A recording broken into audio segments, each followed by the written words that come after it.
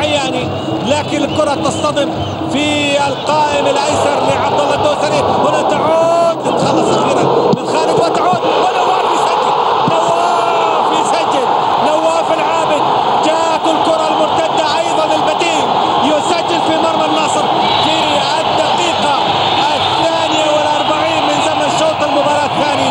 الضغط والضغط وياتي هدف للهلال ونواف العابد يسدد مباشرة في المرمى. هدف هلالي اول. هذه عادة التمريرة الى كريستيان والهمسن لعب الكرة العرضية خلصت من خالد الغامدي وعلى الطاير.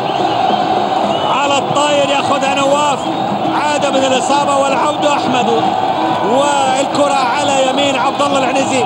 هدف اول لصالح الهلال بعد كرة رأسية. كانت شكل الكرة الرأسية كانت من سعد الحارثي.